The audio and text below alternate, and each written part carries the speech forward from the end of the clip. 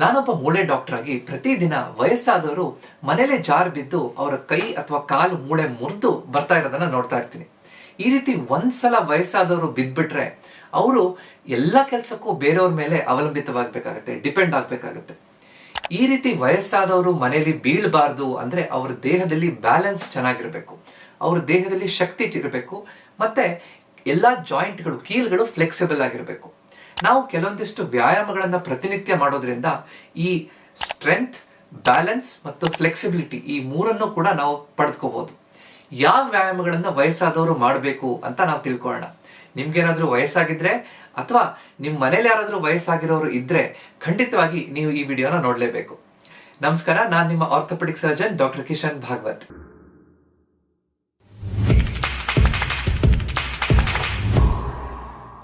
WHO world health organisation ಪ್ರಕಾರ 65 ವರ್ಷ ಮೇಲ್ಪಟ್ಟಿರುವಂತಹ ವ್ಯಕ್ತಿಗಳಲ್ಲಿ 35% ಜನ ವರ್ಷಕ್ಕೊಮ್ಮೆ ಆದ್ರೂ ಬಿದ್ದೇ ಬೀಳ್ತಾರೆ ಅಂತ ಅಂಕಿಅಂಶ ಹೇಳುತ್ತೆ. ಈ ರೀತಿ ಯಾಕಾಗುತ್ತೆ?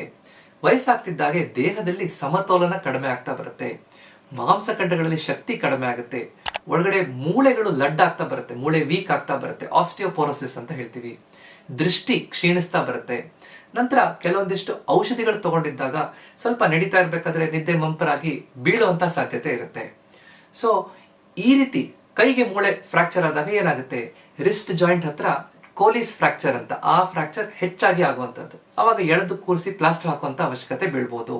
1 ತಿಂಗಳು 1.5 ತಿಂಗಳು ಏನು ಕೆಲಸ ಮಾಡೋಕೆ ಆಗೋದಿಲ್ಲ. ಕೂತು ಬಿದ್ದಾಗ ಬೆನ್ನುಹುರಿ ಮೂಳೆ ಫ್ರಾಕ್ಚರ್ ಆದ್ರೆ ಅಕ್ಕಪಕ್ಕದ ನರಗಳ ಮೇಲೆ ಒತ್ತಡ ಬಂದ್ಬಿಡ್ಬೋದು, ಕಾಲಿನ ಸ್ವಾಧೀನನೇ ಹೋಗ್ಬಿಡ್ಬೋದು. ಅಥವಾ ಸೊಂಟದ ಕೀಲ್ ಹತ್ರ ಫ್ರಾಕ್ಚರ್ ಆದಾಗ ನೆಕ್ ಆಫ್ ಫೀಮರ್ ಅಥವಾ ಇಂಟರ್ಟ್ರೊಕ್ಯಾಂಟ್ರಿಕ್ ಫೀಮರ್ ಫ್ರಾಕ್ಚರ್ ಆಗುತ್ತೆ. ಈ ಸೊಂಟಕ್ಕೆ ಅಥವಾ ಸೊಂಟದ ಕೀಲಿಗೆ ಫ್ರಾಕ್ಚರ್ ಆದಾಗ 1 ತಿಂಗಳಿಗಿಂತ ಜಾಸ್ತಿ ಬೆಡ್ ರೆಸ್ಟ್, ಮಲ್ಕೊಂಡಲ್ಲೇ ಸೇವೆ ಮಾಡುವಂತಹ ಅವಶ್ಯಕತೆ ಬಿದ್ಬಿಡ್ಬೋದು. ಅಥವಾ ಆಪರೇಷನ್, ಅನಸ್ಥಿಷಿಯಾ ಕೊಟ್ಟು ಆಪರೇಷನ್ ಮಾಡಿ ಒಳಗಡೆ ರಾಡ್ ಸ್ಕ್ರೂ ಹಾಕಿ ಫಿಕ್ಸ್ ಮಾಡುವಂತ ಅವಶ್ಯಕತೆ ಬಿದ್ಬಿಡ್ಬೋದು. ಸೊ ಈ ರೀತಿ ಆಗದೆ ಇರೋ ಹಾಗೆ ನಾವು ನೋಡ್ಕೊಳ್ಳೋದು ಬಹಳ ಅವಶ್ಯಕ. ವಯಸ್ಸಾದವರು ಬೀಳ್ಬಾರ್ದು ಅಂದ್ರೆ ಸುಲಭವಾಗಿ 5 ಸ್ಟೆಪ್ ಮುಖಾಂತರ ಹೇಗೆ ನಾವು ವ್ಯಾಯಾಮಗಳನ್ನ ಮಾಡಬೇಕು ಅಂತ ಕಲ್ತ್ಕೊಳ್ಳೋಣ. ಮೊದಲನೇದು ವಾರ್ಮ್ ಅಪ್.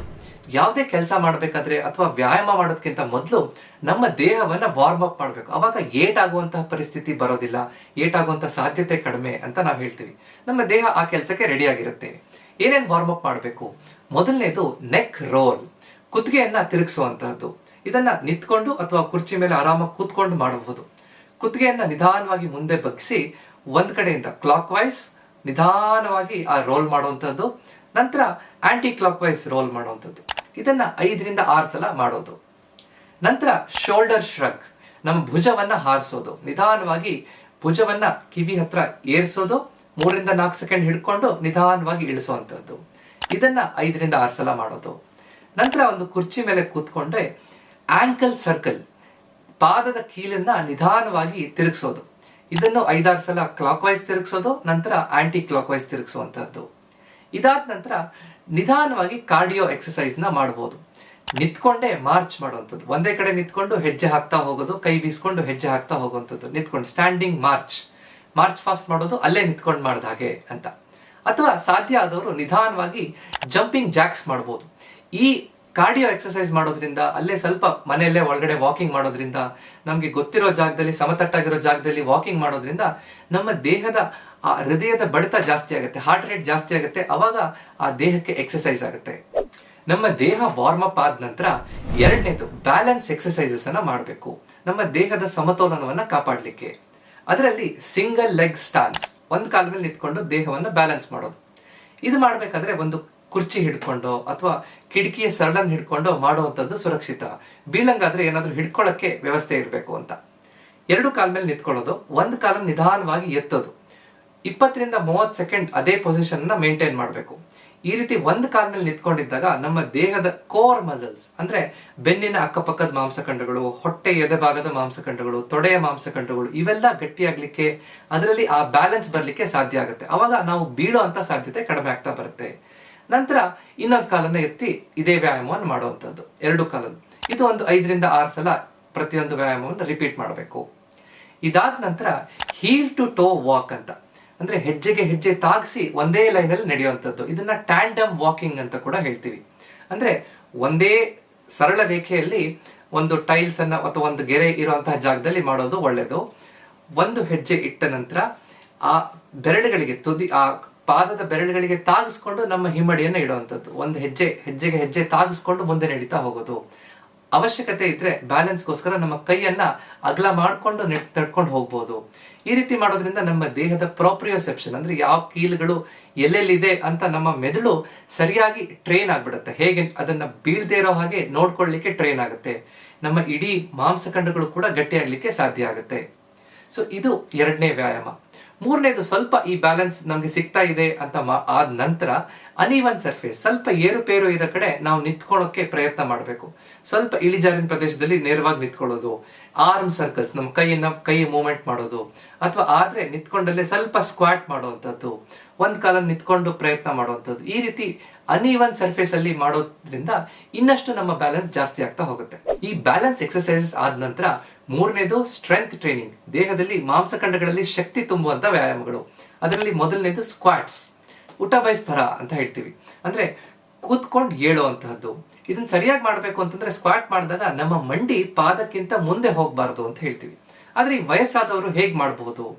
ಒಂದು ಕುರ್ಚಿ ಮೇಲೆ ಕೂತ್ಕೊಂಡು ಏಳೋ ತರ ಕೂತ್ಕೊಳ್ಳೋದು, ಸ್ವಲ್ಪ ತಾಗಿ ತಕ್ಷಣ ಏಳುವಂತಹದ್ದು. ಅವಾಗ ಬಿದ್ರು ಕೂಡ ಕೂತ್ಕೊಳ್ಳುವಂತ ಕುರ್ಚಿ ಇರುತ್ತೆ.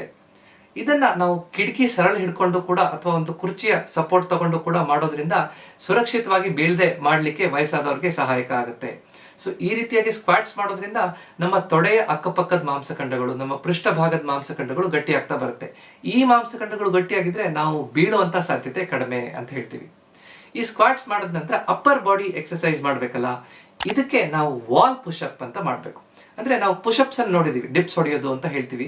ಈ ಪುಷಪ್ಸ್ ಮಾಡ್ಬೇಕಾದ್ರೆ ವಯಸ್ಸಾದವರು ಹೇಗ್ ಮಾಡಕ್ಕಾಗತ್ತೆ? ನಾವು ಒಂದು ಆರ್ಮ್ ಡಿಸ್ಟೆನ್ಸ್ ಗೋಡೆ ಮುಂದೆ ನಿಂತ್ಕೋಬೇಕು. ಒಂದು ಆರ್ಮ್ ಡಿಸ್ಟೆನ್ಸ್ ಅಲ್ಲಿ 2 ಕೈಗಳನ್ನ ನಿಧಾನವಾಗಿ ಗೋಡೆಗೆ ನಮ್ಮ ಭುಜಕ್ಕಿಂತ ಸ್ವಲ್ಪ ಅಗಲವಾಗಿ ಇಟ್ಕೊಂಡು ನಿಧಾನವಾಗಿ ನಮ್ಮ ದೇಹವನ್ನ ಒಂದೇ ಸ್ಟ್ರೇಟ್ ಲೈನ್ ಅಲ್ಲಿ ಮುಂದೆ ಗೋಡೆ ಹತ್ರ ತಗೊಂಡು ಹೋಗೋದು, ನಂತರ ವಾಪಸ್ ಬರುವಂತದ್ದು. ಪುಷಪ್ಸ್ ಮಾಡಿದ ಹಾಗೆ ವಾಲ್ ಪುಷಪ್ಸ್ ಅಂತ.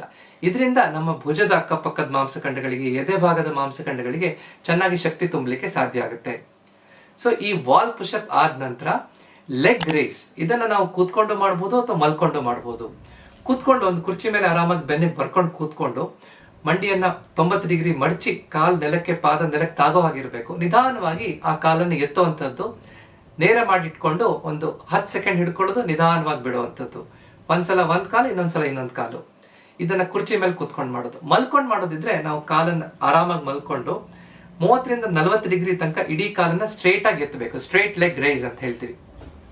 ಹೀಗೆ ಮಾಡೋದ್ರಿಂದ ನಮ್ಮ ಇಡೀ ಕಾಲಿನ ಮಾಂಸಖಂಡಗಳು, ಎಸ್ಪೆಷಲಿ ನಮ್ಮ ತೊಡೆ ಮುಂಭಾಗದಲ್ಲಿರುವಂತಹ ಕ್ವಾಡ್ರಿಸೆಪ್ಸ್ ಮಾಂಸಖಂಡಗಳು, ಇದರಲ್ಲಿ ಶಕ್ತಿ ಚೆನ್ನಾಗಾಗ್ಲಿಕ್ಕೆ ಸಾಧ್ಯ ಆಗುತ್ತೆ. 4ನೇದು ಫ್ಲೆಕ್ಸಿಬಿಲಿಟಿ ಎಕ್ಸರ್ಸೈಸಸ್. ಅಂದ್ರೆ ನಾವು ಬೀಳಬಾರದು, ಅಂದ್ರೆ ನಮ್ಮ ಎಲ್ಲ ಕೀಲುಗಳು ಫ್ರೀ ಆಗಿ ಮೂವ್ಮೆಂಟ್ ಆಗ್ಬೇಕು. ಇದನ್ನ ಹೇಗೆ ನೋಡ್ಕೊಳ್ಳೋದು ವಯಸ್ಸಾದಾಗ? ಮೊದಲನೇದು ಚೇರ್ ಯೋಗ, ಕುತ್ಕೊಂಡೆ ಕುರ್ಚಿ ಮೇಲೆ ಕುತ್ಕೊಂಡು ಯೋಗಾಸನ ಮಾಡೋದು. ನಿಧಾನವಾಗಿ ನಮ್ಮ ಬೆನ್ನನ್ನ ಹಿಂದ್ಗಡೆ ವಿಸ್ತಾರ ಮಾಡಿಕೊಂಡು ನಿಧಾನ ಮುಂದೆ ಬಗ್ಗುವಂಥದ್ದು, ಕೈಯನ್ನ ನೆಲಕ್ಕೆ ತಾಗಿಸುವಂಥದ್ದು, ನಂತರ ಬೆನ್ನನ್ನ ಆ ಕಡೆ ಈ ಕಡೆ ಟ್ವಿಸ್ಟ್ ಮಾಡುವಂಥದ್ದು, ಮೇಲ್ಗಡೆ ಭಾಗದ ಅಪ್ಪರ್ ಬಾಡಿ ಸ್ಟ್ರೆಚಿಂಗ್ ಮಾಡುವಂಥದ್ದು. ಈ ರೀತಿ ಮಾಡೋದ್ರಿಂದ ನಮ್ಮ ಬೆನ್ನು ಹುರಿಯ ಮೂಳೆ, ಅಕ್ಕಪಕ್ಕದ ಮಾಂಸಖಂಡಗಳು, ಕೀಲ್ಗಳನ್ನ ನಾವು ಫ್ರೀಯಾಗಿ ಇಟ್ಕೊಳ್ಳಿಕ್ಕೆ ಸಾಧ್ಯ ಆಗುತ್ತೆ. ನಂತರ ಸೀಟೆಡ್ ಹ್ಯಾಮ್ಸ್ಟ್ರಿಂಗ್ ಸ್ಟ್ರೆಚ್, ಆರಾಮಾಗಿ ಕೂತ್ಕೊಂಡು ಒಂದು ಕಾಲನ್ನ ಮುಂದೆ ಇಟ್ಟು ಹಿಮ್ಮಡಿಯನ್ನ ನೆಲಕ್ಕೆ ಊರಿ ನಿಧಾನವಾಗಿ ನಮ್ಮ ಅಪ್ಪರ್ ಬಾಡಿ, ಮೇಲ್ಗಡೆ ಭಾಗದ ದೇಹವನ್ನ ಮುಂದೆ ವಾಲ್ತಾ ಹೋಗ್ಬೇಕು. ಅವಾಗ ನಮ್ಮ ತೊಡೆ ಹಿಂಭಾಗದಲ್ಲಿರುವಂತಹ ಹ್ಯಾಮ್ಸ್ಟ್ರಿಂಗ್ ಅಲ್ಲಿ ನಾವು ಸ್ಟ್ರೆಚ್ ಅನ್ನ ಫೀಲ್ ಮಾಡ್ತೀವಿ. ಒಂದು 10 ಸೆಕೆಂಡ್ ಹಾಗೆ ಇಟ್ಕೊಂಡು ನಿಧಾನ ಬಿಡುವಂಥದ್ದು. ನಂತರ ನಾವು ಆರ್ಮ್ ಸರ್ಕಲ್ ಅಥವಾ ಶೋಲ್ಡರ್ ರೋಲ್ ಅಂತ ಮಾಡಬೇಕು. ಕೂತ್ಕೊಂಡು ಅಥವಾ ನಿಂತ್ಕೊಂಡು ನಿಧಾನವಾಗಿ ಕೈಯನ್ನ ನಿಧಾನವಾಗಿ ತಿರುಗಿಸ್ತಾ ಹೋಗುವಂಥದ್ದು. ಈ ರೀತಿ ಮಾಡೋದು. ಮತ್ತು ಆರ್ಮ್ ಸ್ಟ್ರೆಚ್, ನಾವು ನಿಧಾನವಾಗಿ 2 ಕೈಗಳನ್ನ ಒಂದಕ್ಕೊಂದು ಹಿಡ್ಕೊಂಡು ನಿಧಾನವಾಗಿ ಮುಂದೆ ಸ್ಟ್ರೆಚ್ ಮಾಡುವಂಥದ್ದು, ಮೇಲೆ ಸ್ಟ್ರೆಚ್ ಮಾಡುವಂಥದ್ದು, ಹಿಂದೆ ಸ್ಟ್ರೆಚ್ ಮಾಡುವಂಥದ್ದು. ಈ ರೀತಿ ಹಿಡ್ಕೊಂಡು ಒಂದು 10 ಸೆಕೆಂಡ್ ಹಿಡ್ಕೊಂಡು ಬಿಡುವಂಥದ್ದು. ಸೊ ಈ ರೀತಿ ಮಾಡೋದ್ರಿಂದ ನಮ್ಮ ಕೈ, ತೋಳಿನ ಕೆಳಗಡೆ ಇರುವಂತಹ ಎಲ್ಲಾ ಕೀಲ್ಗಳನ್ನ ನಾವು ಸ್ಟ್ರೆಚ್ ಮಾಡಿದಾಗಿ ಫ್ಲೆಕ್ಸಿಬಲ್ ಆಗಿ ಇಟ್ಕೊಳ್ಳಿಕ್ಕೆ ಸಾಧ್ಯ ಆಗುತ್ತೆ. 5ನೇದು ಮತ್ತು ಕೊನೆಯದು ಕೂಲ್ ಡೌನ್ ಸ್ಟ್ರೆಚಿಂಗ್ ರೊಟೀನ್ ಅಂತ ಹೇಳ್ತೀವಿ. ಅಂದ್ರೆ ಇಷ್ಟೊತ್ತು ವ್ಯಾಯಾಮಗಳ ಮಾಡಿದ ನಂತರ ನಮ್ಮ ದೇಹ ನಿಧಾನವಾಗಿ ರಿಲ್ಯಾಕ್ಸ್ ಆಗ್ಬೇಕು, ಮಾಂಸಖಂಡಗಳು ಫ್ರೀ ಆಗ್ತಾ ಬರಬೇಕು. ಯಾವ್ಯಾವ ಮಾಂಸಖಂಡಗಳನ್ನ ಸ್ಟ್ರೆಚ್ ಮಾಡಲೇಬೇಕು? ಮೊದಲನೇದು ಕಾಫ್ ಸ್ಟ್ರೆಚ್. ನಮ್ಮ ಮೀನ್ಖಂಡ, ನಮ್ಮ ಕಾಲಿನ ಹಿಂಭಾಗದಲ್ಲಿರುವಂತಹ ಮಾಂಸಖಂಡ. ಒಂದು ಗೋಡೆ ಮುಂದೆ ನಿಂತ್ಕೊಂಡು ಕೈಯನ್ನ ಗೋಡೆಗೆ ಇಟ್ಕೊಂಡು ಒಂದು ಕಾಲನ್ನ ಹಿಂದೆ, ಇನ್ನೊಂದು ಕಾಲನ್ನ ಮುಂದೆ ಇಟ್ಟು ಮುಂದಿರೋ ಕಾಲನ್ನ ಮಂಡಿಯನ್ನ ಮಡಚ್ತಾ ಬರಬೇಕು. ಹಿಂದ್ಗಡೆ ಇರೋ ಪಾದ ನೆಲಕ್ಕೆ ತಾಗದಾಗ ಹಿಂದ್ಗಡೆ ಇರುವಂತಹ ಆ ಕಾಫ್ ಮಸಲ್ ಸ್ಟ್ರೆಚ್ ಆಗ್ತಾ ಬರುತ್ತೆ. ನಂತರ ತೊಡೆಯ ಮುಂಭಾಗದ ಕ್ವಾಡ್ರಿಸೆಪ್ಸ್ ಮಸಲ್ ಸ್ಟ್ರೆಚ್. ನಿಂತ್ಕೊಂಡು ನಾವು ಒಂದು ಕಾಲನ್ನ ಮಡಚ್ತಾ ಬರಬೇಕು, ಹಿಂದ್ಗಡೆ ನಾವು ಆಂಕಲ್ ಜಾಯಿಂಟ್ ಅನ್ನು ಹಿಡ್ಕೊಂಡು ಮಡಚ್ತಾ ಬರುವಂತದ್ದು. ಅವಾಗ ತೊಡೆಯ ಮುಂಭಾಗದಲ್ಲಿ ಸ್ಟ್ರೆಚ್ ನಮಗೆ ಫೀಲ್ ಆಗುತ್ತೆ. ಈ ಸ್ಟ್ರೆಚ್ ಮಾಡಿದಾಗ ಒಂದು 15ರಿಂದ 30 ಸೆಕೆಂಡ್ ಅದೇ ಪೊಸಿಷನ್ ಅಲ್ಲಿ ಹಿಡಿದು ನಂತರ ರಿಲ್ಯಾಕ್ಸ್ ಮಾಡೋದು. ಅದಾದ ನಂತರ ಹ್ಯಾಮ್ಸ್ಟ್ರಿಂಗ್ ಸ್ಟ್ರೆಚ್. ನಾವು ಕೂತ್ಕೊಂಡು ಒಂದು ಕಾಲನ್ನು ಮುಂದೆ ಇಟ್ಕೊಂಡು ನಿಧಾನವಾಗಿ ಮುಂದೆ ಬಗ್ದಾಗ ಹ್ಯಾಮ್ಸ್ಟ್ರಿಂಗ್ ಸ್ಟ್ರೆಚ್ ಹೇಗಾಗುತ್ತೆ ಅಂತ ಈಗಾಗಲೇ ನೋಡಿದೀವಿ. ನಂತರ ನಮ್ಮ ಅಪ್ಪರ್ ಬಾಡಿ ಸ್ಟ್ರೆಚ್, ಭುಜ, ನಮ್ಮ ತೋಳನ್ನ ನಿಧಾನವಾಗಿ ಸ್ಟ್ರೆಚ್ ಮಾಡುವಂಥದ್ದು. ಈ ರೀತಿ ಎಲ್ಲಾ ಸ್ಟ್ರೆಚ್ ಮಾಡಬೇಕಾದ್ರೆ ನಿಧಾನವಾಗಿ ಮೂಗಿಂದ ಉಸಿರು ತಗೊಳ್ಳೋದು, ಬಾಯಿಂದ ನಿಧಾನ ಉಸಿರು ಬಿಡ್ತಾ ಬರೋದು. ಹೀಗೆ ಮಾಡಿದಾಗ ಮಾಂಸಖಂಡಗಳು ರಿಲ್ಯಾಕ್ಸ್ ಆಗುತ್ತೆ, ನಮ್ಮ ಹೃದಯದ ಬಡಿತ ನಿಧಾನ ಕಡಿಮೆ ಆಗಿ ನಾರ್ಮಲ್ ಆಗಕ್ಕೆ ಸಾಧ್ಯ ಆಗುತ್ತೆ. ಈ ಎಲ್ಲಾ ವ್ಯಾಯಾಮಗಳನ್ನ ನಾವು ಸರಿಯಾಗಿ ಅದೇ ಆರ್ಡರ್ ಅಲ್ಲಿ ಮಾಡ್ತಾ ಬರಬೇಕು. ಹೇಗೆ ನಾವು ವಯಸ್ಸಾದವರು ಬೀಳಬಾರದು ಅಂತಂದ್ರೆ 5 ಮುಖ್ಯ ವ್ಯಾಯಾಮಗಳು ಯಾವುದು ಅಂತ ನಾವು ತಿಳ್ಕೊಂಡಿದ್ವಿ. ಮೊದಲು ವಾರ್ಮ್ ಅಪ್ ಮಾಡಬೇಕು, ಬ್ಯಾಲೆನ್ಸ್ ಎಕ್ಸರ್ಸೈಸ್ ಸಮತೋಲನಕ್ಕೆ, ಶಕ್ತಿಗೋಸ್ಕರ ಸ್ಟ್ರೆಂಥನಿಂಗ್ ಎಕ್ಸರ್ಸೈಸ್, ಫ್ಲೆಕ್ಸಿಬಿಲಿಟಿ ಎಕ್ಸರ್ಸೈಸ್, ನಂತರ ಕೂಲ್ ಡೌನ್ ಎಕ್ಸರ್ಸೈಸ್. ಈ ರೀತಿ ಮಾಡೋದ್ರ ಜೊತೆಗೆ ಒಳ್ಳೆಯ ಆಹಾರ, ಸರಿಯಾದ ಪಥ್ಯಕ್ರಮ ವಹಿಸಬೇಕು. ಅವಾಗ ಮಾಂಸಖಂಡಗಳು ಗಟ್ಟಿಯಾಗಿರುತ್ತೆ, ಮೂಳೆ ಗಟ್ಟಿಯಾಗ್ಲಿಕ್ಕೆ ಯಾವ ವ್ಯಾಯಾಮಗಳನ್ನ ಜೊತೆಗೆ ಈ ಆಹಾರ ಕೂಡ ಅಷ್ಟೇ ಮುಖ್ಯ. ಅದರ ಜೊತೆಗೆ ನಾವು ಪ್ರಾಣಾಯಾಮ, ಧ್ಯಾನ ಇದನ್ನ ಮಾಡೋದ್ರಿಂದ ನಮ್ಮ ಮನಸ್ಸನ್ನ ಸರಿಯಾಗಿ ಗಟ್ಟಿಯಾಗಿ ಇಟ್ಕೊಳ್ಳೋದ್ರಿಂದ, ಯಾವಾಗ್ಲೂ ಸಕಾರಾತ್ಮಕ ಯೋಚನೆಗಳು ಇರೋದ್ರಿಂದ ನಾವು ವಯಸ್ಸು ಆದ ನಂತರ ಬಹಳ ಖುಷಿಯಿಂದ ಜೀವನವನ್ನ ಸಾಗಿಸ್ಲಿಕ್ಕೆ ಸಾಧ್ಯ ಆಗುತ್ತೆ.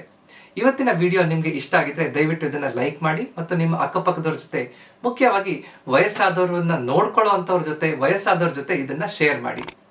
ಯಾಕಂದ್ರೆ ನಮ್ಮ ಆರೋಗ್ಯ ನಮ್ಮ ಕೈಯಲ್ಲಿದೆ, ಅದನ್ನ ಸರಿಯಾಗಿ ನೋಡ್ಕೊಳ್ಳೋದು ನಮ್ಮ ಕರ್ತವ್ಯ. ನಮಸ್ಕಾರ.